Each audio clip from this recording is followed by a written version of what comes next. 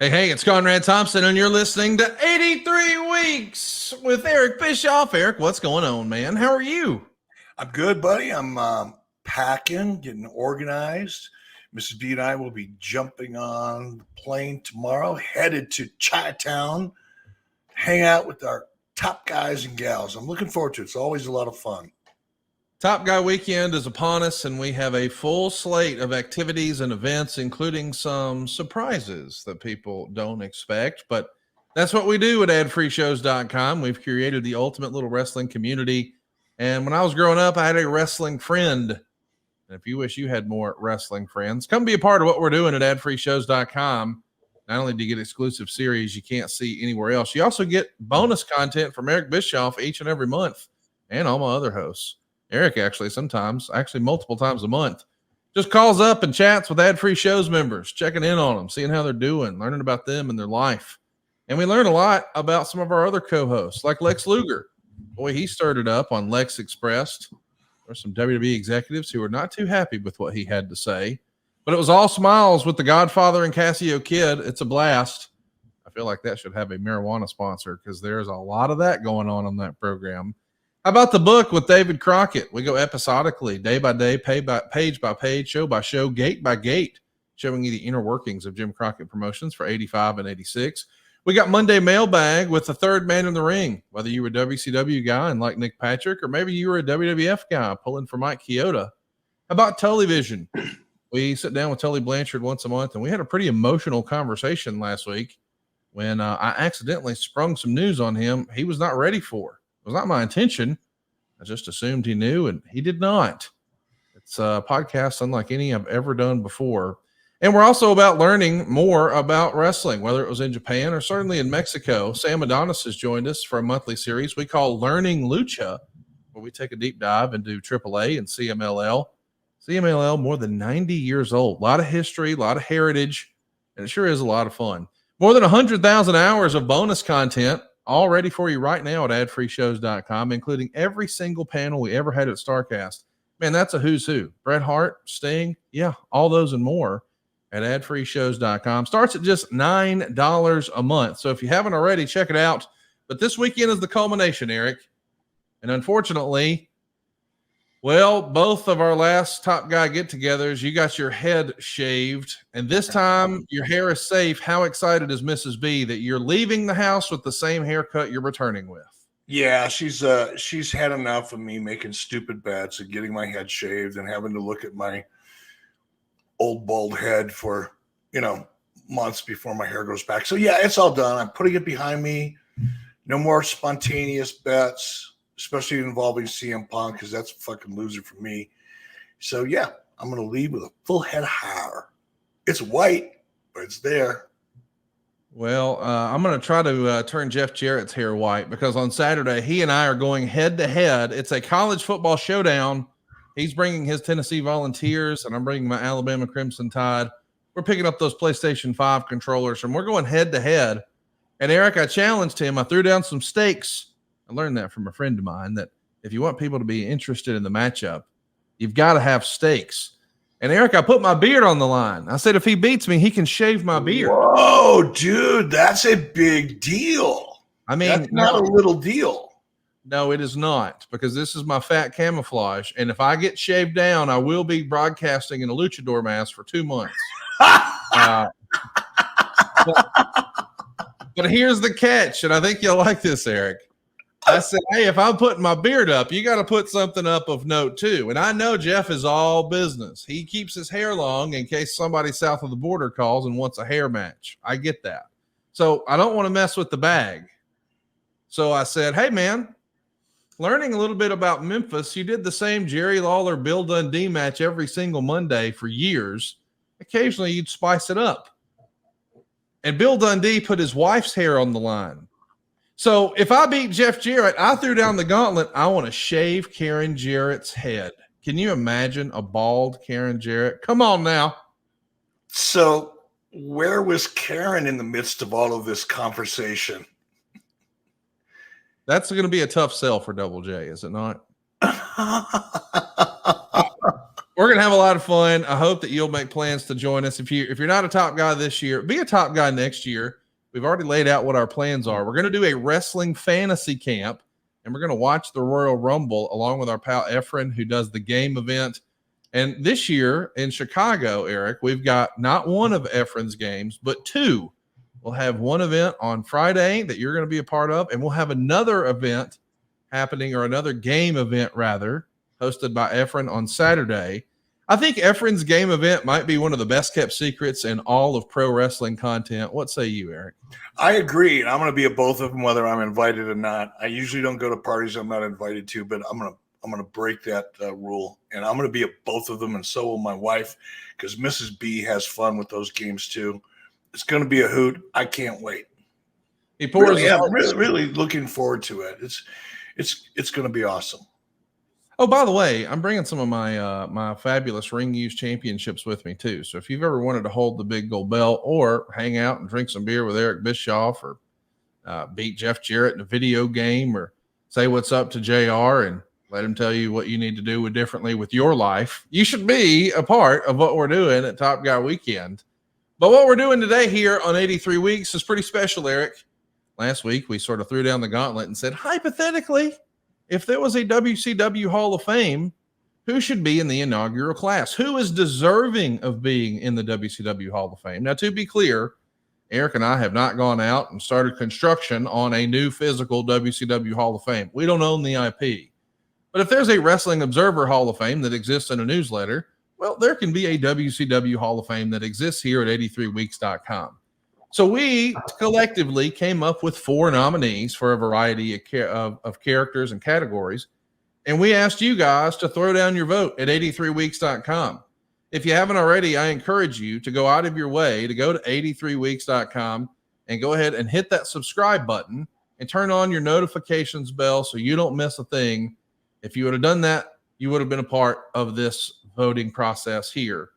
I'm a big fan of this concept and this idea, and I got really strong feedback. I heard from a lot of people who said, hey, man, this was really a great idea. Thanks for doing this. What's the feedback you heard about a hypothetical WCW Hall of Fame here on 83 Weeks?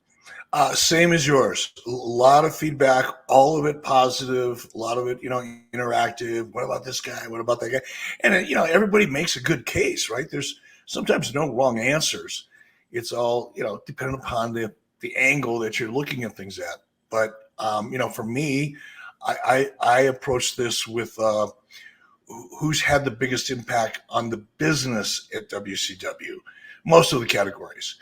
But, there's a lot of former wrestling talent like Bobby Eaton. There's a lot to be said for Bobby and his contributions, and just the quality of his work and how important he was in helping to get others over. That's a critical part of the business too. That's one thing I'm gonna go off track just for a second. God, imagine that, right? So it's so easy for us as fans and even former producers, when you talk about Hall of Fame, and you obviously you look at the people who, in many cases, you're looking at the people who have had the most measurable success in some category, or maybe multiple categories. Those people tend to be the Ric Flairs, right? And the Halls and the Nashes and the Steiner brothers and Harlem Heat, and all the big names that were positioned at the top and got so much camera time. But when you think about it, when you allow yourself to kind of dive into the whole process of getting people to that level, it's the guys like Bobby Eaton and Arn Anderson and so many others who are responsible for and help those people get to that level. So in terms of contribution, none of those guys would have made it on their own. They didn't come out of they didn't walk through the WCW doors and just instantly be in a high profile star like position. It took a lot of work, and it took a lot of contributions from a lot of other people in the ring. So, in all this talk about some of the bigger names that deserve to be talked about, let's not forget the Arn Andersons and the Bobby Eatons and so many others who really helped get those guys into the position and into that conversation. To be clear, we are certainly going to continue this effort. So this is not the last time you're going to hear about a WCW Hall of Fame. We like the idea of making this an annual event and an annual thing. And of course, we're going to expand and there will be more and more. That's not to say, hey, after this, that's it for the WCW Hall of Fame. We can have fun with this moving forward. And we want you to join us over at 83weeks.com. Let's jump right into it, man. You and I started with behind the scenes. We wanted to know in this behind the scenes category, who was worthy of being in the inaugural class of the WCW Hall of Fame. And the nominees we selected were Zane Bresloff, who was the promoter and really one of your right-hand guys. You mentioned that you would have multiple conversations with him each and every day during the Monday Night Wars. So a lot of those fantastic houses and on sale day of events that just resulted in record business for WCW. A lot of that was from the mind and strategies put together by Zane Bresloff. Unfortunately, perhaps he was too far behind the scenes. I was disappointed to see he only came in with 1% of the vote, Eric. Just 1% for Zane. That's disappointing for me. Well, look, Zane was he was an amazingly hard worker, committed, incredibly talented at what he did. But his wasn't a name that would often come up in conversation. An event coordinator, no matter how powerful one is, and the same could be said for some of the executives in WWE over the decades. There were some guys, and their names escape me right now for the very reason that I think a lot of people just aren't really that familiar with Zane and his name. But there's been a lot of people who contributed at that level that in the world that Zane was operating in, but they're not household names. They don't get a lot of press. Nobody really talks about them. They just get up every morning, do amazing things consistently, make a company tons and tons of money, and go about their business. But you don't hear about them. So that has a lot more to do with just name recognition and lack of press than anything else. We also mentioned Kevin Sullivan. Now, Kevin Sullivan is somebody near and dear to all of our hearts, not just because we saw him on screen, not just because we know how crucial he was to booking the heat, brother, for the NWO and Monday Nitro during the peak of WCW, but he was a member of our adfreeshows.com family, and we recently lost him. I know eventually both he and Zane will be shoe-ins in this category, but it wasn't meant to be on Kevin this time. I thought maybe there'd be some, sentimental votes pour in. We only got 15% for Kevin Sullivan. We could probably do 4 or 5 shows and never run out of words for Kevin Sullivan. Yeah. Again, he contributed so much in ways that, a lot of people never will see or did see or hear about. When you think about, Kevin at the height of NWO, before it started getting diluted, before the wheels started getting a little wobbly, it was intense as hell. There were some massive personalities there that all had to come together. And that probably had a lot more to do with Kevin than me. Once we decided on a plan and we knew what we were going to do creatively moving forward, I was kind of out of it by that point. That's okay, hand it off to Kevin Sullivan and the team. That was a very stressful job, and Kevin did an amazing job at it. But I said, we talked about it, there might not have been an NWO if it wouldn't have been for Kevin Sullivan. And the more I think about it and kind of drill into that statement, the more it's true.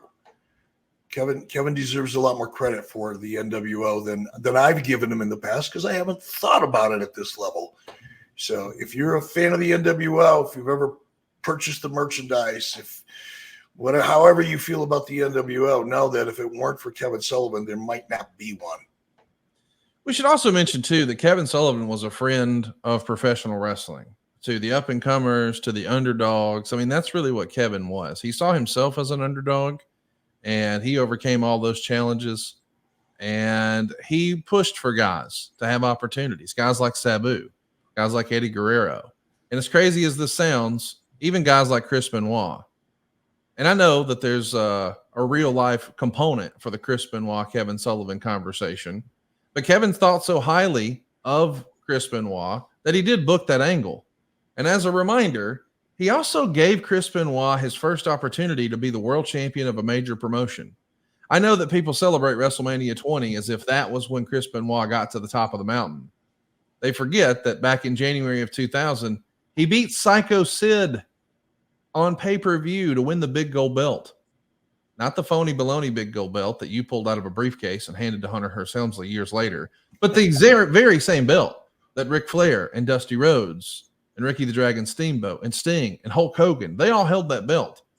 And I know that ultimately Chris Benoit wound up quitting the promotion, so we can't ignore that fact. But Kevin Sullivan saw where wrestling was going.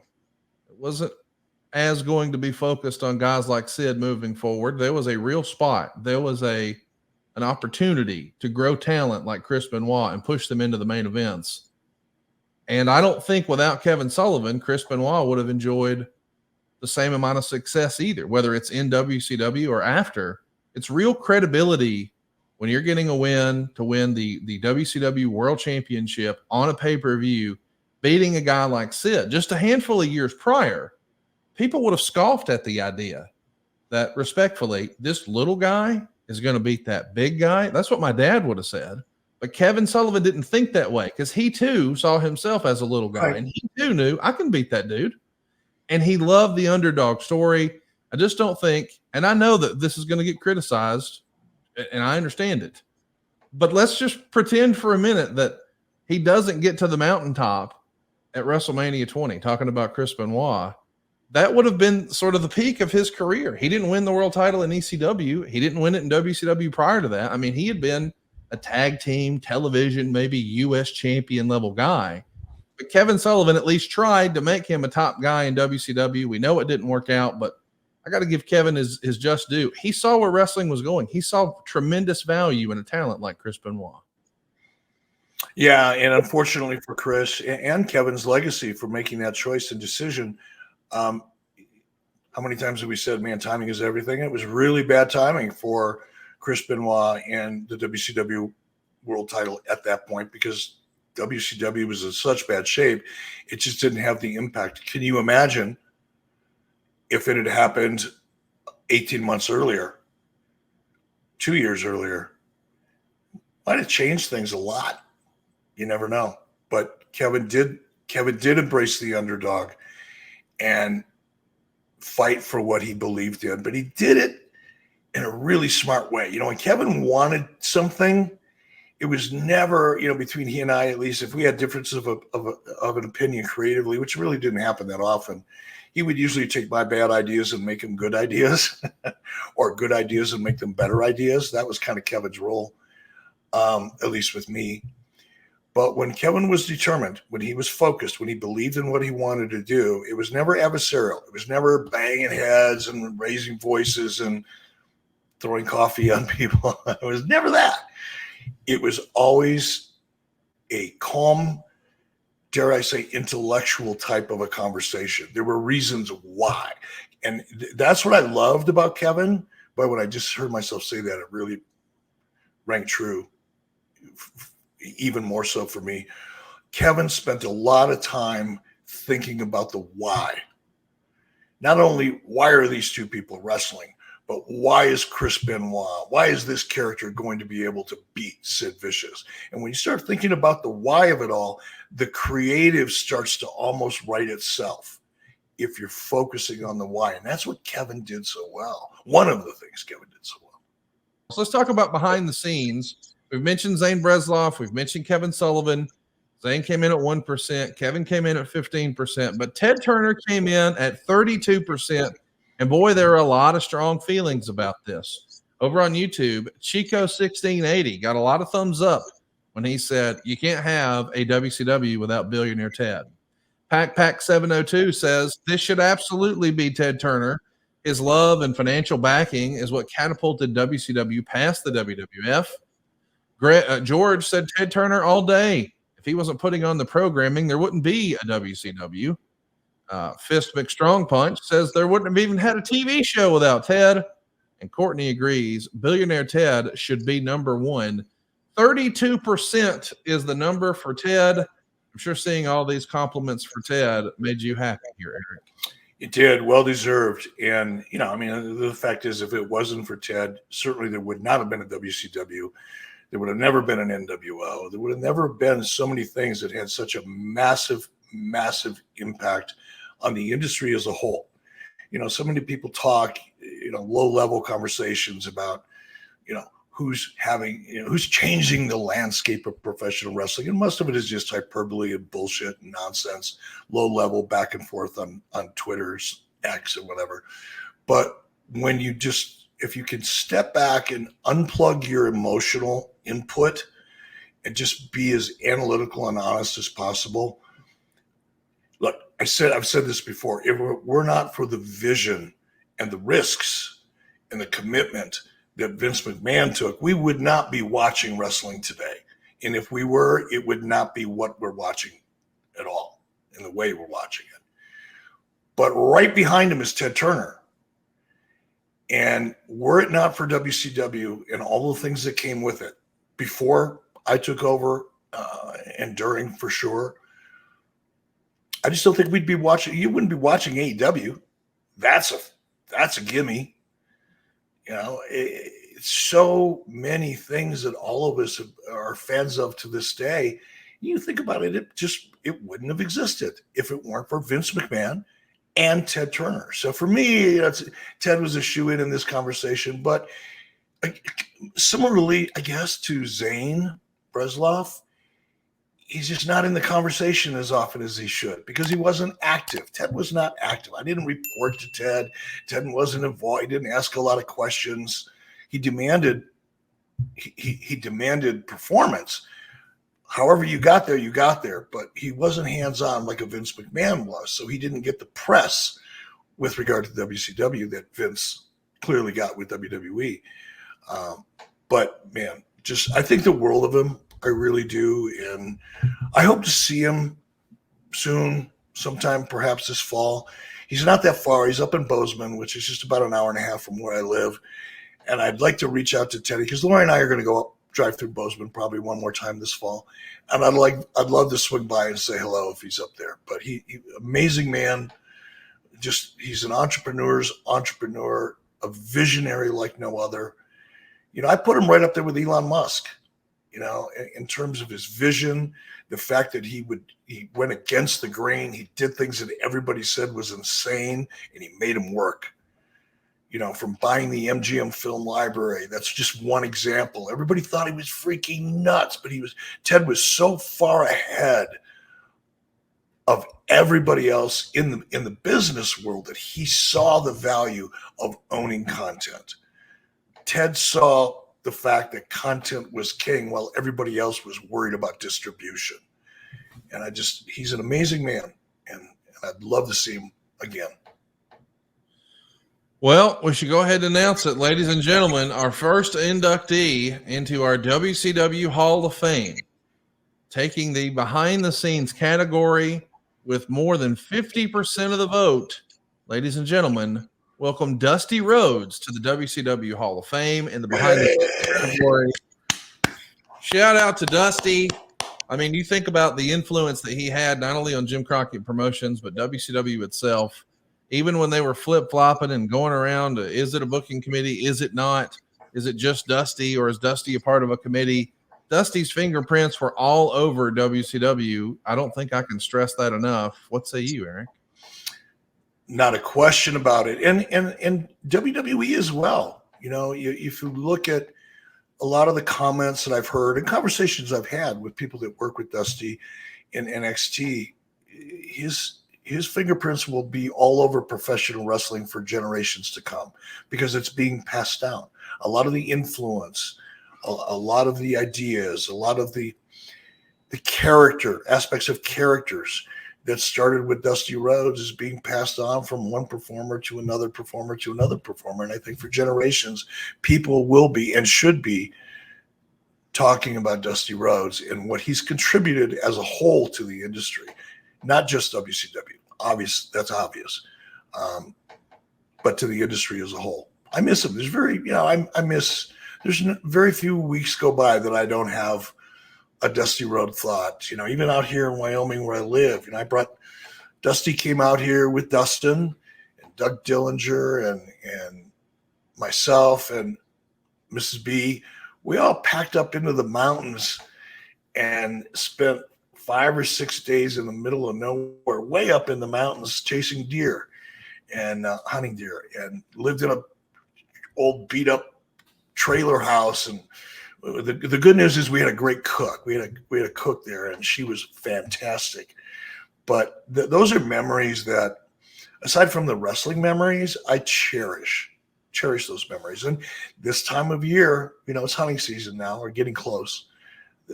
Those memories, come back to me in a strong way. We should mention there were lots of great comments about Dusty over on our YouTube channel, 83weeks.com. Deke Radio says a very, very strong argument can be made that Dusty's impact on the wrestling industry is second only to VKM. Illumatic says whoever came up with / contributed the most to the Nitro and NWO era should be the person. It shouldn't be Ted Turner, because even though he obviously owned it, WCW was never successful until Eazy-E became the VP. Also, Turner wasn't hands-on, from what everyone else has remarked in interviews. I want to pick Kevin Sullivan because he always seems to get mentioned by Hogan, Hall, Nash, and Eric when it comes to the NWO. But if this question includes JCP, it should be Dusty. No matter, where you draw the line, Dusty's fingerprints are all over JCP. They're all over the WCW. And for that matter, all it takes is turning on Monday Night Raw or SmackDown to see Dusty's fingerprints are all over WWE today. He called Roman Reigns one of his kids, and Cody Rhodes was his actual kid. They're at the top of the mountain now. Dusty Rhodes, our very first inductee into our WCW Hall of Fame, coming in at 52% of the vote. Now, Eric, we got a little bit of controversy here, but I think I've figured out a solution.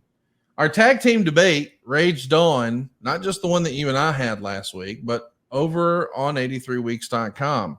Well, we got tons of comments. Like Patrick's Crazy Place says, that might be the most four-way even poll I've ever seen. Of course, he's talking about Harlem Heat, the Outsiders, the Steiner Brothers, and the Road Warriors. Andrew Vaughn says the Outsiders were the main contribution to WCW success in the late 90s. Mr. Luscious says the Outsiders are the reason for 83 weeks, period. The Outsiders come in at 24%. That was your pick, Eric. Mm-hmm. This is about as even as it gets. The Road Warriors, maybe more of a nostalgia pick, got 23%. But somehow, some way, we're in a dead tie with the Harlem Heat and the Steiner Brothers both coming in at 27%. Harlem Heat is the most decorated tag team in WCW history. Booker T is the most decorated individual performer in the history of WCW. But the Steiner Brothers, except for that one-year experiment with Vince McMahon's WWF, they were sort of day one all the way till the end of WCW. I could see both. They both get 27%. Eric, I say both the Steiners and the Harlem Heat got to go in. What say you? Can you co-sign that? I'm on. I get it. I agree with you. It's too hard. Again, it's a subjective thing. But if you look at their early contributions, the consistency, the level of performance that the Steiner brothers brought to WCW, there's no way you can't look at them and say, they're not really the most important tag team in WCW, or one of them.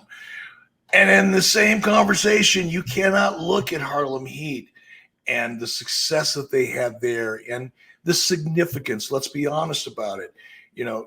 To have two African-American champions or athletes in the position that the Harlem Heat was in, it was good for the business. It was great for WCW. It was good for them career-wise. It had such a positive influence, not just because they were African-American, but that's just an added value that I think is critical in the conversation. So when I look at them both, I'd like to put them both in a ring and let them fight it out. How's that? Let's see if we can book that. Maybe no.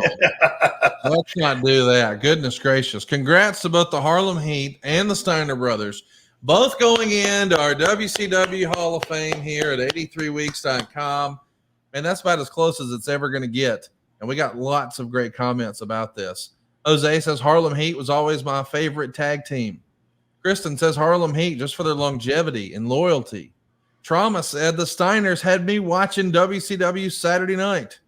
Stifler's mom said it's Harlem Heat, and it isn't even close. The Steiners and Road Warriors left WCW for Stanford. The Outsiders barely tag teamed. 10-time WCW tag team champions. James Stewart says, I voted Harlem Heat, but I could pick the Steiners too. They were both great teams. And Salt of the Earth says, when it comes to WCW and you ask me to choose between the Steiners and Harlem Heat, they're so equal. It's like asking me to choose a favorite child.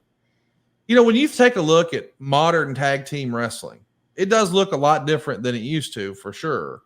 But is there a modern day comparison, do you think, Eric, if you really had to put your thinking cap on for the Steiners or Harlem Heat? I mean, I know wrestling continues to evolve and change. I get that. But I'm curious, is there a tag team out there that you think, hey, that's kind of like the 2024 version of Harlem Heat, or that's the 2024 version of the Steiner brothers? I really can't, because tag team wrestling is still, it's there, but it's just not much of a focus in any company.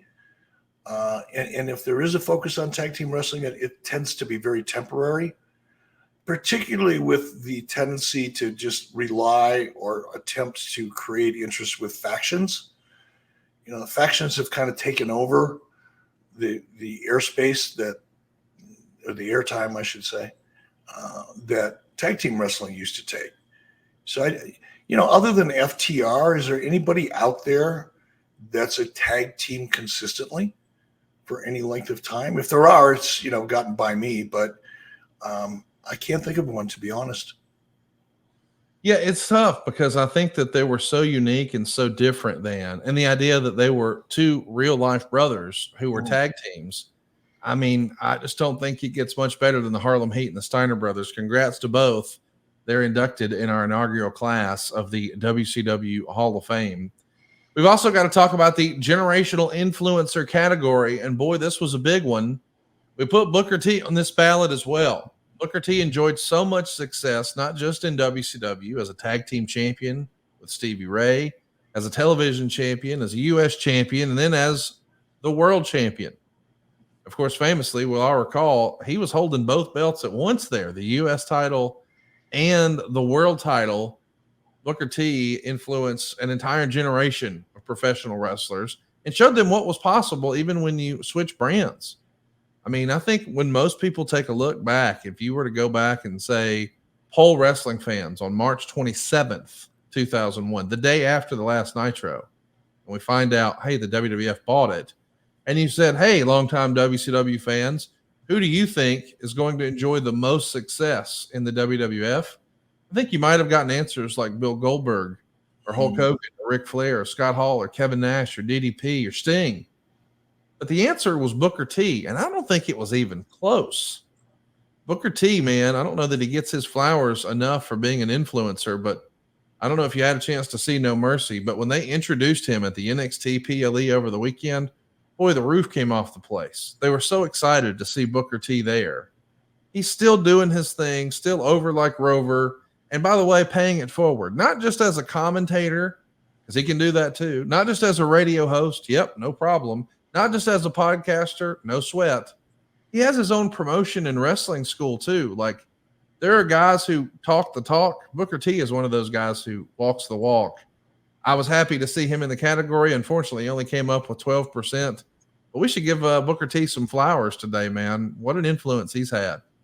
The very first podcast that I attempted with, God, I can't remember the kid's name anymore, Nick Hausman.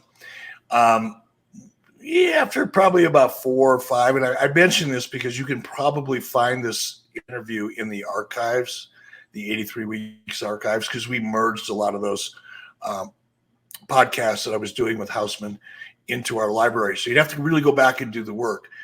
But one of the things I wanted to do was find out something about Booker T that I didn't know, and fans generally didn't know.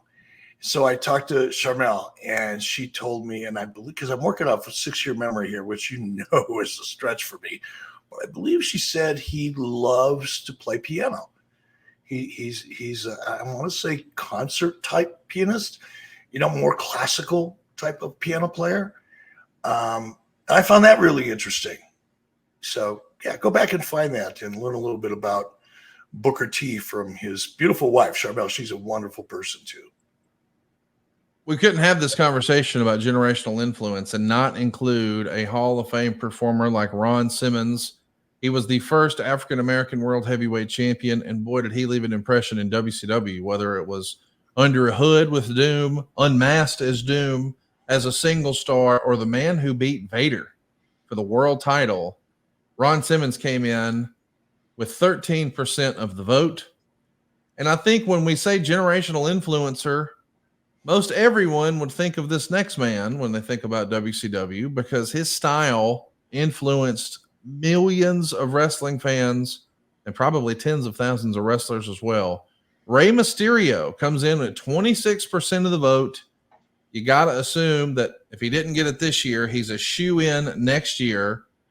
I mean, think about all the high-flying stuff we see from guys like Ricochet or Will Ospreay or Commander or Hologram. And I've had the good fortune to be able to go attend a Triple Mania and even a CMLL show in Arena, Mexico. And there's just vendors lined up for blocks on the outside selling Lucha Libre memorabilia. What did every stand have? Rey Mysterio masks. Mm-hmm. And Rey Mysterio, in all honesty, didn't wrestle that long in Mexico. He wrestled most of his career in North America, but what an influence he had south of the border and even across the pond for guys like Will Ospreay. He comes in at 26%. He doesn't get the nod this year, but you assume he's a shoe-in next year. But if you're going to talk about influence, maybe more than just wrestling, pop culture wins the day as Ric Flair gets 50% of the vote. 50% of the votes that came in for this category came in for Ric Flair.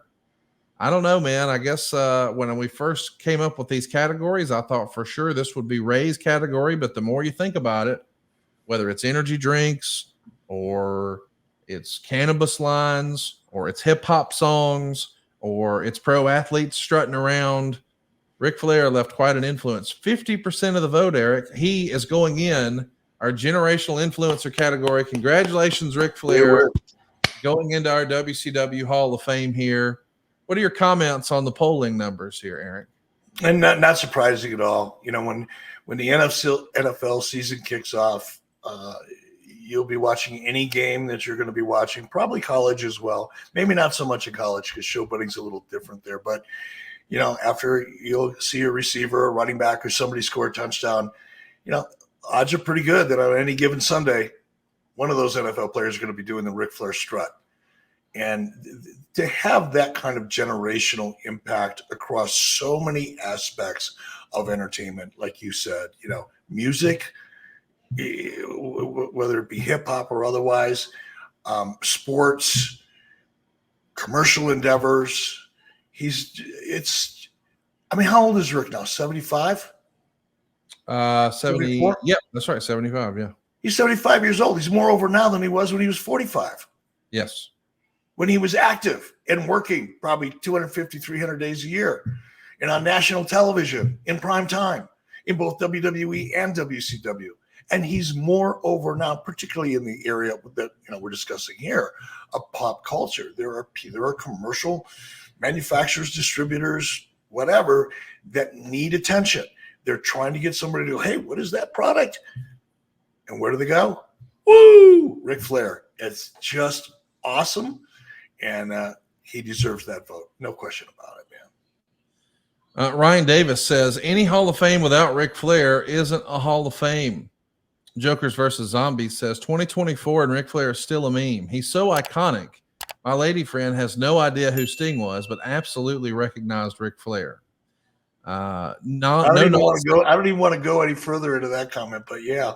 Well, yeah, maybe, right? No Nonsense Ninja says, to this day, arenas still go woo. That's generational in itself. Americo says, Flair is more popular today than he ever was as to an everyday guy. And ZTZ says, they all deserve it, but Flair is the only logical choice here. When you take a look at next year, if we just look to next year, do you assume that somehow, some way, Rey Mysterio is walking away with that one? It has to, because and look, it would be easy if we really wanted to spend an hour debating, should it be Rick, should it be Ray? There's a lot there to to analyze. But look, I wasn't the first person to use luchadors on television. I'm going to give that nod to Paul Heyman. Paul Heyman was using Rey Mysterio before I did. I wasn't even aware of it, but he did. Heyman saw the value. Heyman, whether he knew it or not, approached the business in a very similar fashion that I did, which is, can't compete with WWE, don't even want to try to. How can I be different? Heyman's version of different was, it was ECW. It was very, very violent. It was over the top in that respect. But it also showcased amazing talent that people weren't already familiar with. And Ray was one of those talents, as was, I believe, Chris Jericho, perhaps. Can't remember that far back. But WCW and the exposure that the luchadors got, the cruiserweights in general, but the luchadors specifically got during that 9 o'clock hour. And I'm going to spend just a minute. Is that all right? Are we in a hurry? No, go ahead. All right. Because I saw some comments over the weekend that suggested that because the luchadors, or the cruiserweight division and the luchadors that were in it, were regulated to sometimes the opening match, probably 80% of the time, they were in the 75% of the time, they were in that 9 o'clock hour. Keep in mind, Nitro started at 8, went to 10. When I brought Chris and Eddie and Dean into my office to talk about the cruiserweight division and the why of it and what I wanted it to represent and how I wanted it to work within WCW, I talked specifically about that 9 o'clock hour as being just as important as the main event. Now, people at home will go, "It's bullshit." It's not. It was absolutely the right thing to do. And that 9 o'clock hour, and same is true to this day in WWE, at least it was last time I was there, that crossover hour at 9 o'clock, not quite as significant as 10 o'clock because you're already starting to lose audience. But that 9 o'clock primetime crossover spot was just as important in my mind in terms of formatting and maintaining my audience, holding my audience. By the way, we didn't just hold our audience, we built our audience throughout the entire hour. Today, it's like, oh my gosh, they were able to hold the audience for 2 or 3 hours. Fuck that. We were building to the end. Our overruns would typically be 25% higher than any other 15-minute rating during the show from memory, right? Somebody can prove me wrong if they work hard at it, but generally I'm right about that. And one of the reasons we're able to achieve that is because of the emphasis we put on the crossover, the 9 o'clock hour. Now, we had the larger-than-life characters. We had the Hogans, the Savages, the Lugers, the Stings, the Flairs. We had that, a lot of it. Halls, the Nashes. We needed something that was different, something that looked and felt different, something that was faster paced, because it is what it is. You got Sid Vicious out there with Kevin Nash. It is what it is. These are not two guys that are going to go out there and provide a lot of incredibly dynamic, high-flying action.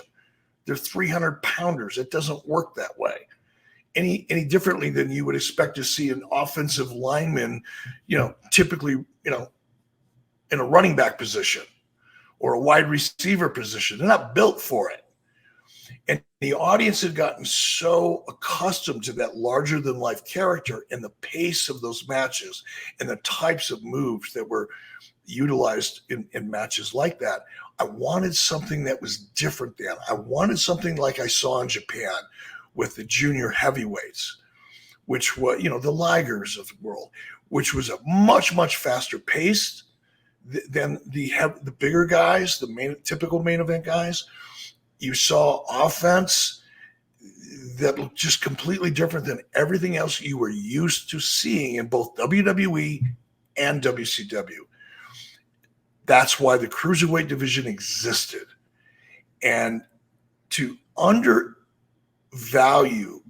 what the cruiserweights brought to the table, and significantly what the luchadors, with Rey Mysterio leading the charge in many respects, cannot be underestimated. And anybody that's out there that doesn't understand the value of that crossover hour, there's nothing wrong with it. You shouldn't know that.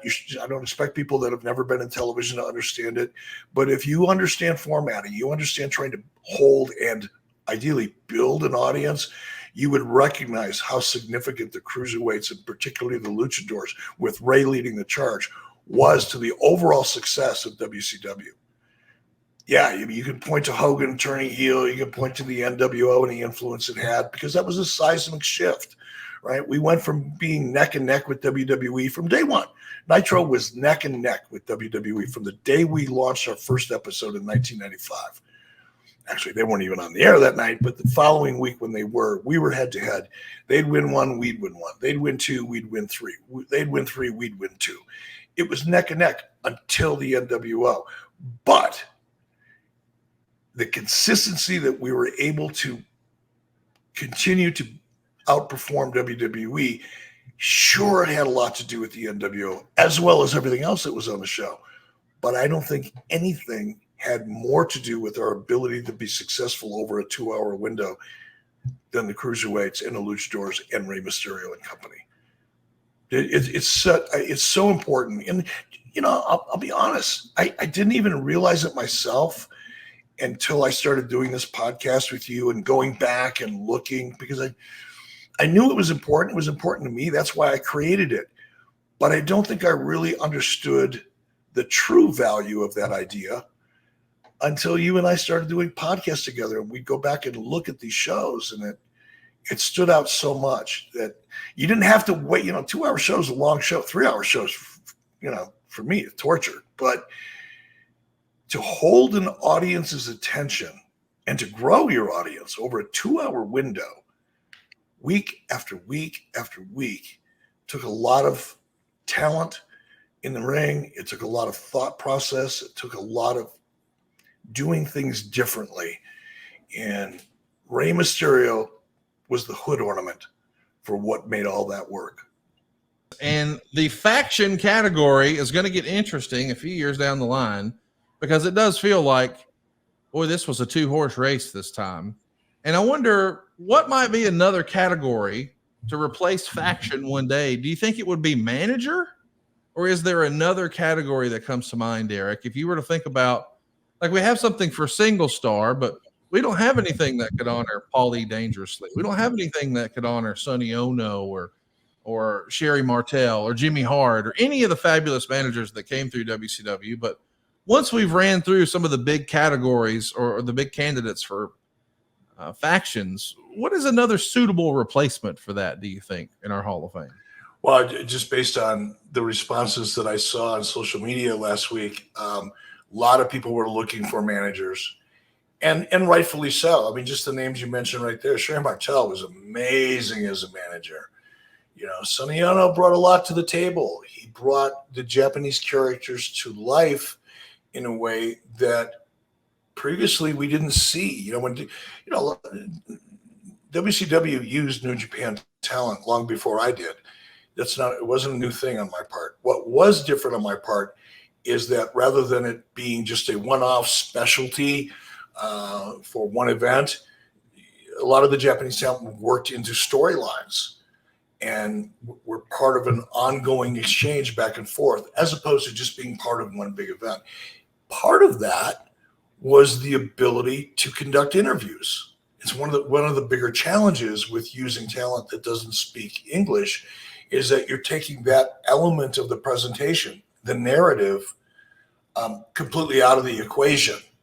And with someone like Sonny, who could speak 4 and 2 and was fluent in Japanese, obviously he is Japanese, it made a big difference. Just like Sherry Martel was able to make a big difference because of her abilities, her physical abilities.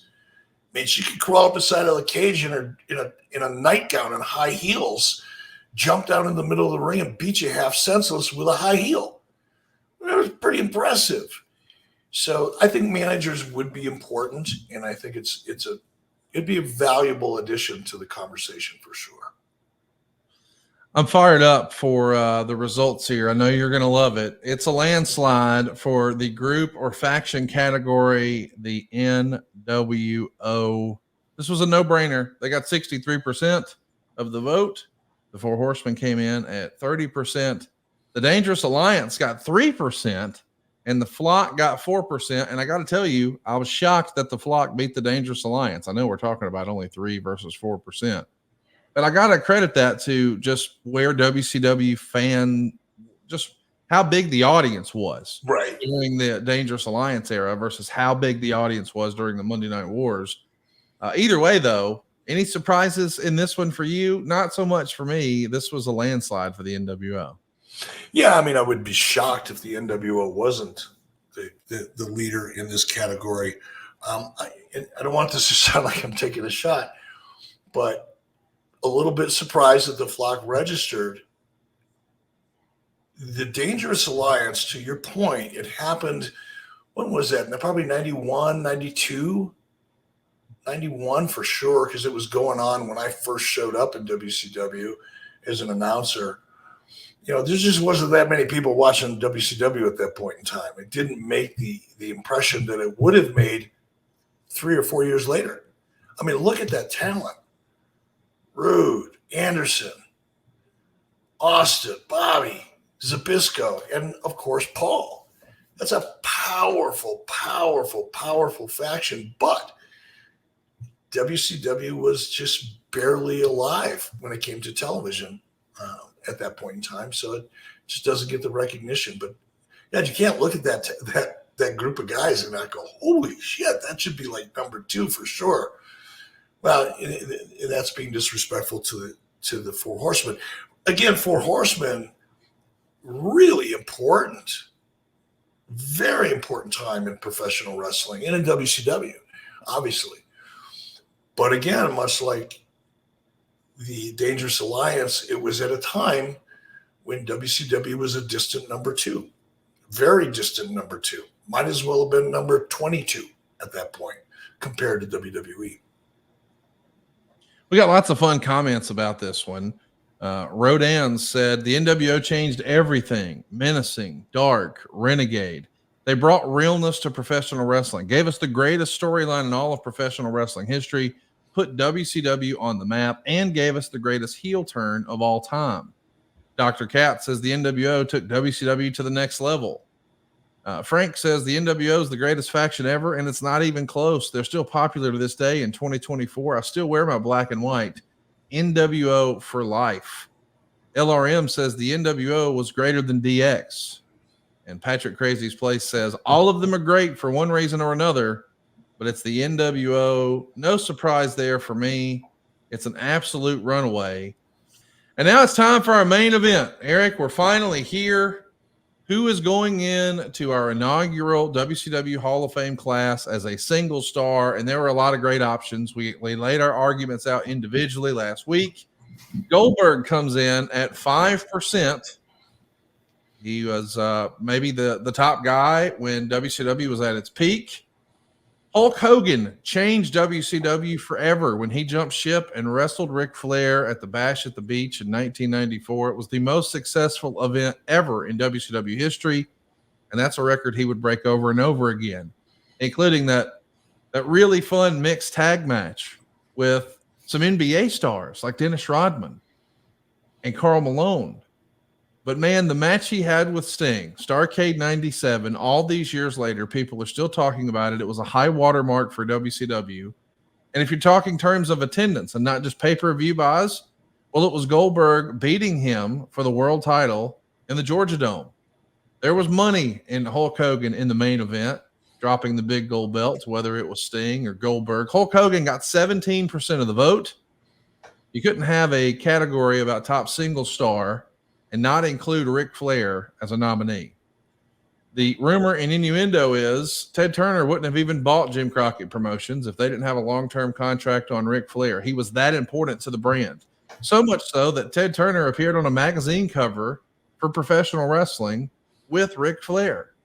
Ric came in at 25%, and you actually pointed out last week, without Ric Flair, there wouldn't be a Sting. Ric Flair made Sting. But boy, Sting made our Hall of Fame cut, getting 53% of the vote. Shout out to Sting, our first single star, 53% of the vote. The franchise of WCW. My goodness, Sting, all the accolades and more are deserving for this guy.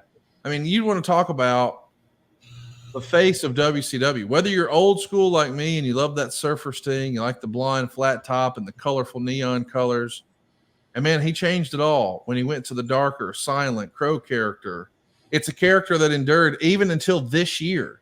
Think about that, guys. A character created in 1996. You can draw a line all the way to 2024. How often does that happen in modern professional wrestling? The answer is it doesn't.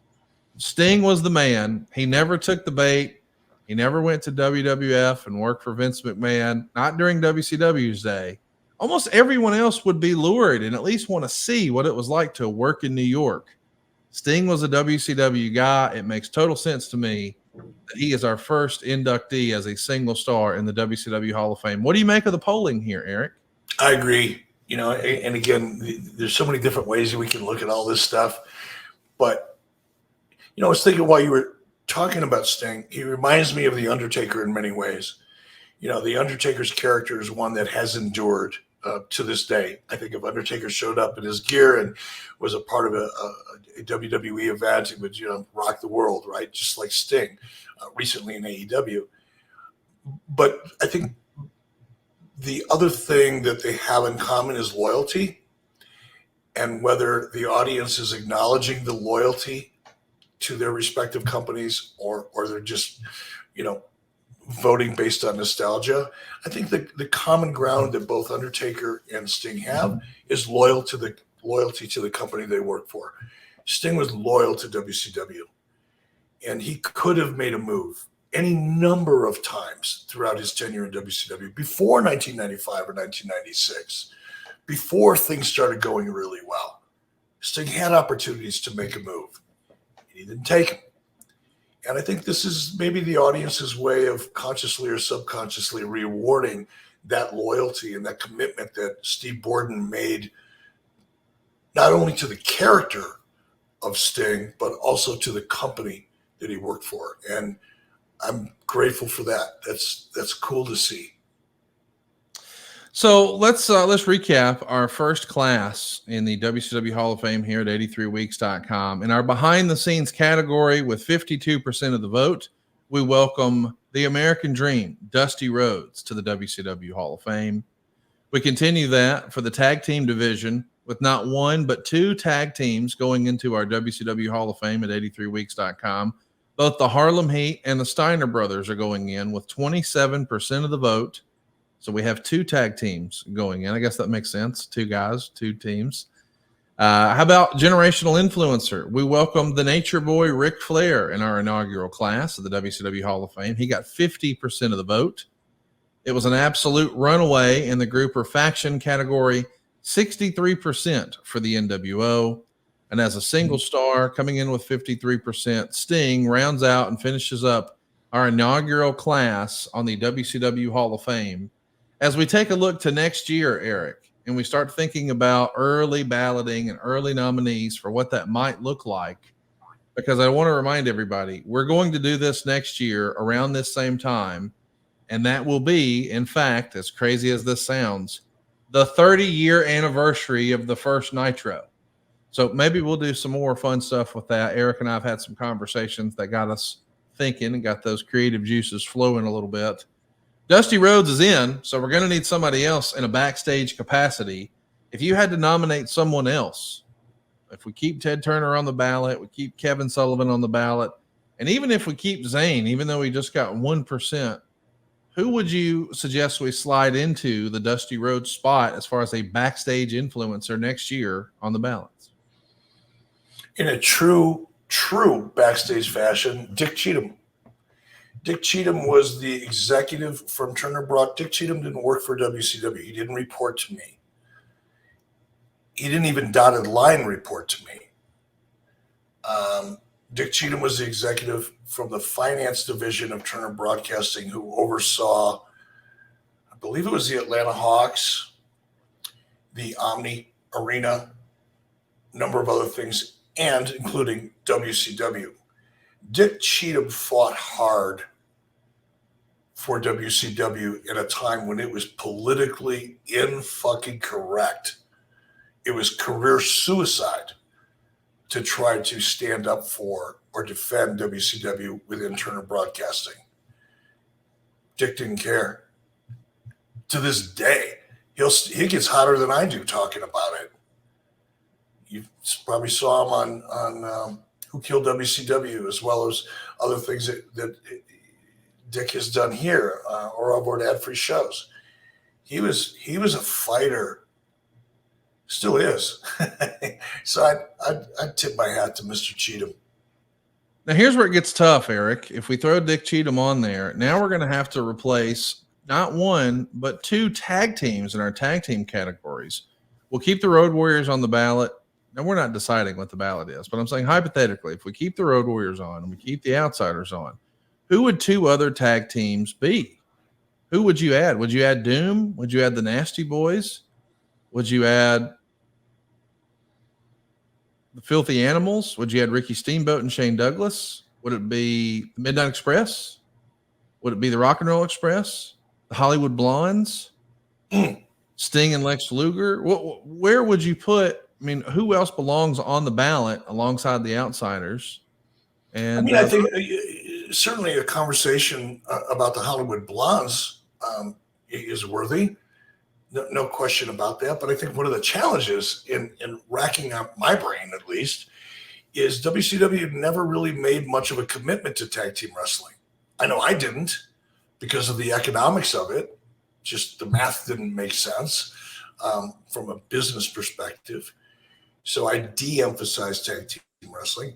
And prior to me being in management, I think creatively there just was a lot of inconsistency when it came to tag teams, with the exception, obviously, of the Steiner brothers.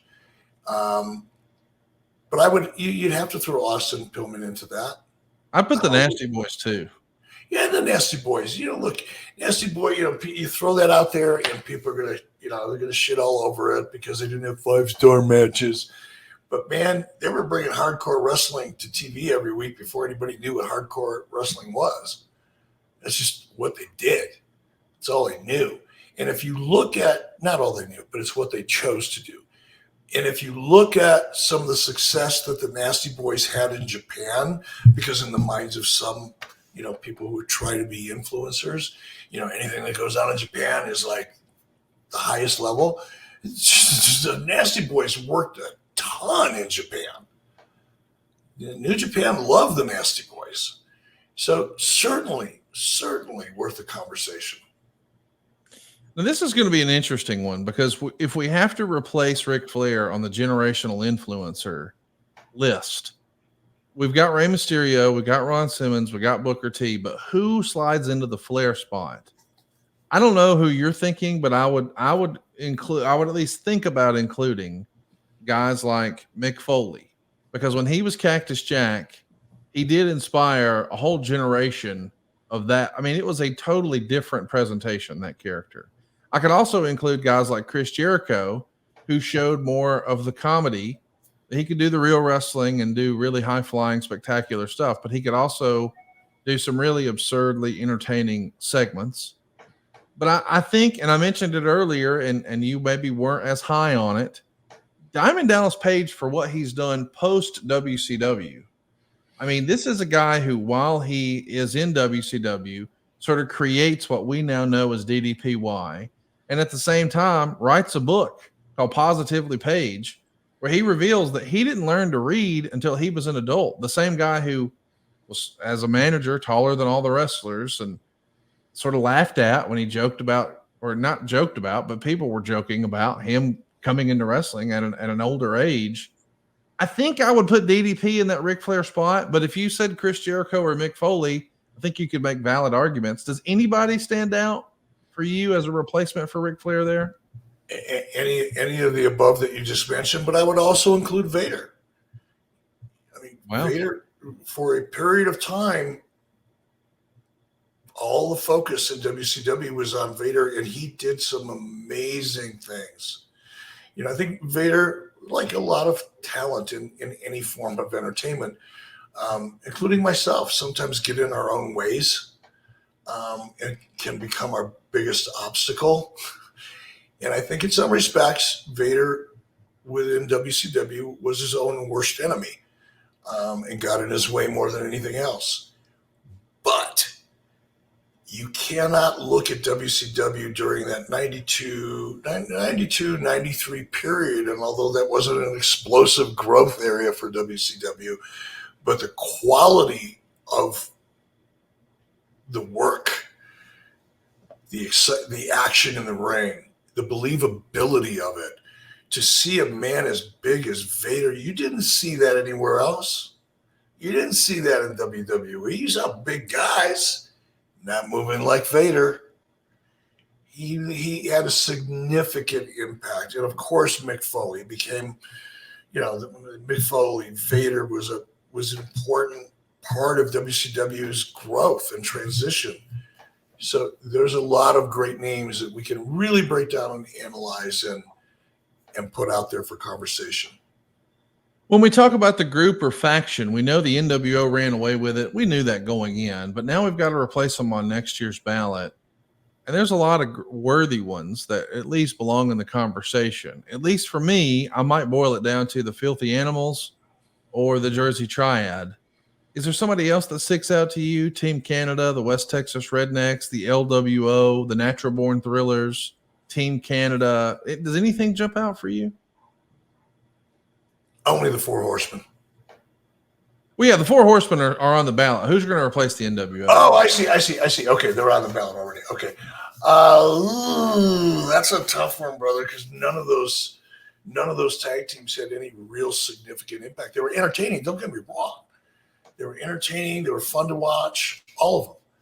But in terms of impact and having a lasting impression or indelible impression on WCW, ooh, doggy, that's a tough one. I'm not going to be able to pull that one out of my hat on this episode. I got to give that one some thought. What about single star? If Sting is coming off the ballot because he's in, we'll still have Ric Flair on the ballot. We'll still have Hulk Hogan on the ballot. We'll still have Goldberg on the ballot. Who would replace Sting as a single star on the ballot? Would it be Kevin Nash? Would it be Diamond Dallas Page? There's a whole host of single stars. On that one, I'd have to give the nod to Page. Okay. Not a first ballot. We didn't get him in this year, and maybe like I was back in the day, I'm being a little bit harder on DDP because of my relationship with him. But there's no question. Again, let's put all of the great things that he's done post wrestling career. Just put that off to the side. It's almost a different category, really. But look at what he accomplished in WCW. Look at what he overcame. You talk about his height. That was an obvious one. The politics that he overcame, because the politics were horrible back in 91 and 92 and 93. The fact that Diamond Dallas Page survived during that political upheaval in that era is probably Hall of Fame worthy in and of itself. Because Page wasn't the go along to get along guy either. He would stand his ground. I mean, he was passionate. He was obnoxiously passionate from time to time. Actually still is. And I say that with love because that's what's got him to where he is. And it's that passion, that obnoxious passion to help people is what's made him what he's become today and what's helped so many people that he's come into contact with. So when I call him obnoxiously passionate, it is not a shot. It's an admirable quality in his case. But it's also the type of quality that people don't generally want to be around in a highly politically charged environment. He survived it.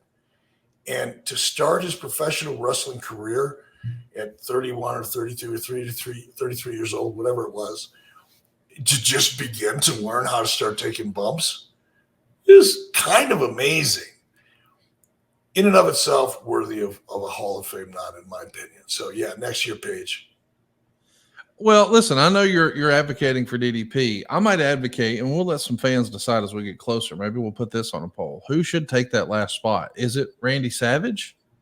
Is it Lex Luger? Like, when I think of WCW, I do think of Lex Luger. I think I could argue that I might put Lex Luger in that spot before DDP. But that's what we'll talk about next year. Eric, as we're winding down our Hall of Fame conversation here, there's some news and notes I want to run past you and just get your take on it. Sometimes we don't know how important something is until we let it breathe a little bit. And then we can look back with the benefit of hindsight and say, okay, maybe I see that a little differently now.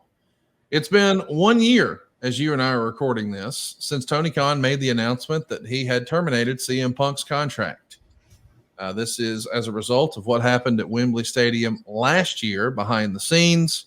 And we know that just a handful of months later, CM Punk returned to the WWE, something a lot of people thought would never happen at Survivor Series in Chicago.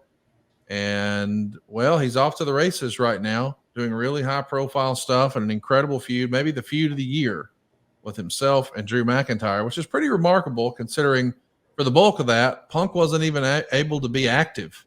He had that tricep surgery and he was on the sidelines, but the mouth still worked.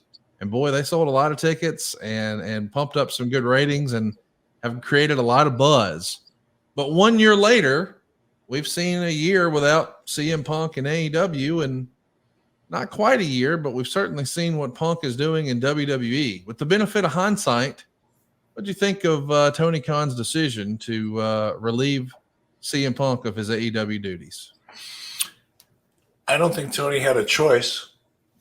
The situation had gotten so bad based on what we've heard and read and interviews that we've listened to and such. I wasn't there, so this is not firsthand observation. But I think we can all pretty much agree it was a disaster. And I don't think Tony had a choice or an option, but it was his fault. Tony failed to lead from the get-go. Tony is still having a hard time with the leadership role. And while it's unfortunate and Tony didn't have a choice, it's Tony's fault that Tony didn't have a choice, because Tony's not a leader and he's struggling with that. And the ramifications are, we still see them today. There's a lack of continuity. There's just a randomness still. And I think they're making an attempt. I do want to acknowledge and give credit where credit is due. I do believe they're attempting to focus more on story. And I don't want to dismiss that. But leadership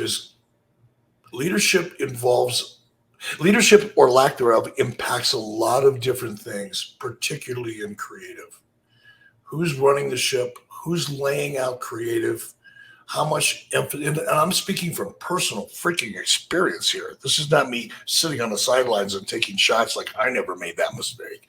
The fact that I made that mistake, and everybody knows I made those mistakes in terms of allowing talent too much latitude and too much input. The fact that everybody knows about it means, why would you repeat that mistake? I didn't have anybody I didn't have a model to work from. I was learning on the job every single day. But man, leadership is so important. Continuity, consistency, all of those things come from good leadership, and certainly the ability. Look, Punk's, I don't know him. Like I've said a million times, never had a conversation with him. I don't know anything about him. But just being observant and being on the sidelines watching things go down, clearly he has a strong personality. Most good performers or talents, whether they're musicians or writers or directors or actors and actresses, one of the things they almost all have in common are pretty strong personalities.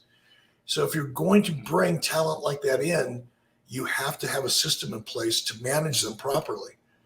And hopefully Tony's learning on the job as well and will continue to improve in that category or in that area.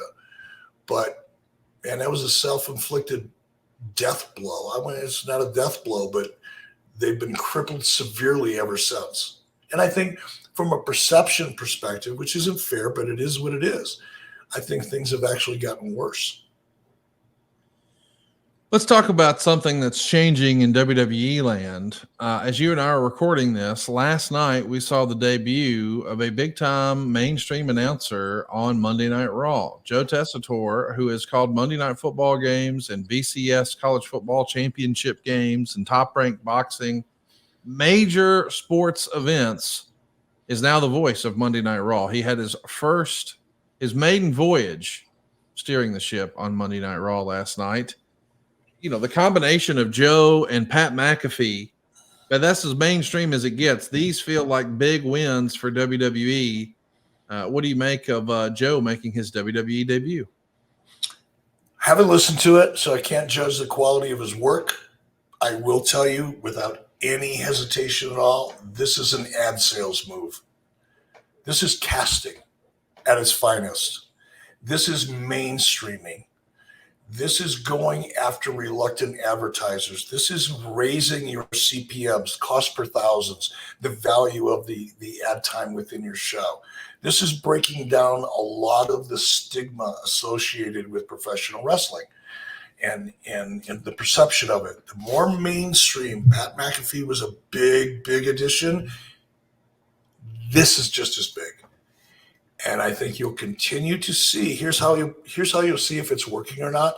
Because whether he does a great job or an average job, or if he does a shitty job of calling the action.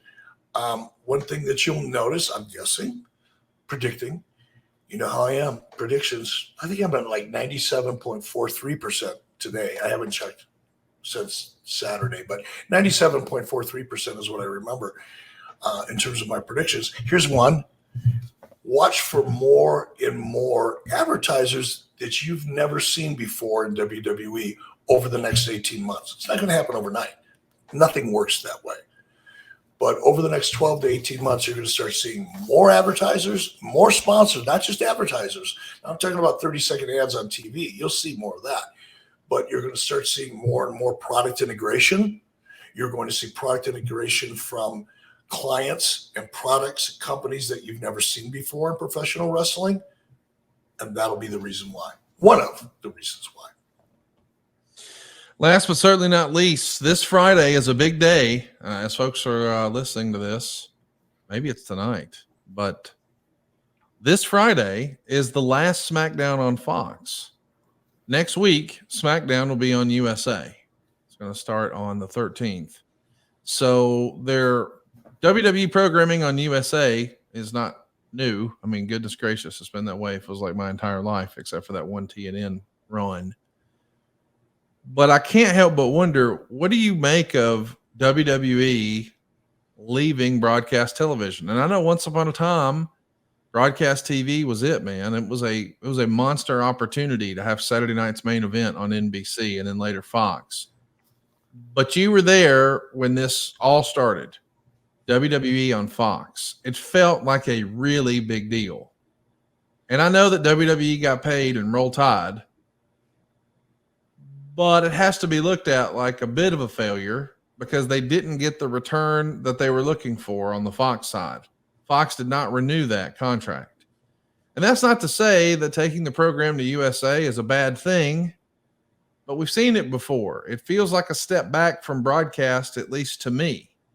And I know that with television the way it is, it's not like people are really using rabbit ears anymore. Everybody's doing streaming, whether it's streaming YouTube or Sling or what have you.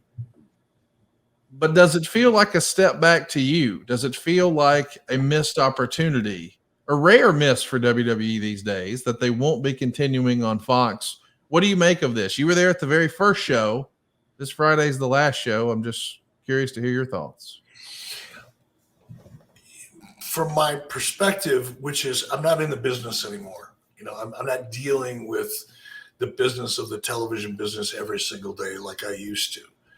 Not dealing with the advertisers and the advertising agencies and the people that sell advertising or buy advertising. So there's a lot that I'm just not firsthand familiar with. And as a result of that, I still have that old school kind of WOW network. Man, that's like the holy grail. But that's just not really as true anymore, is it? And as you just said, things are different. It is, I think, from a perception perspective, a step back. in terms of reality, I think it's fine. I think they'll have more latitude. Look, USA is very, very, very familiar with WWE, and more important than being familiar with WWE, USA probably has a better understanding of the wrestling audience than anybody else out there in television. That's the aspect of producing wrestling that is so critical, is you have to understand your audience, or the audience you're trying to attract, in the case of some people. You have to understand them. You have to be able to be reasonably good at predicting how they're going to respond to certain ideas and things that they see on television. And a lot of people that get into professional wrestling on the TV side, executives, have no clue. They just don't understand the audience. It's not their cup of tea. They don't watch it. They don't know the history of it. They don't understand why people enjoy it. I dealt with a lot of that when I was in. Hold on one second. We're almost wrapping here. Hey, we can wrap it up. That's it, boys and girls. Thanks for tuning in to 83weeks.com. Hit that subscribe button, turn on your notifications bell, and don't forget to check us out each and every week at 83 Weeks. Anywhere you enjoy podcasts, we'll be back sooner rather than later. See you in Chicago. So long, everybody.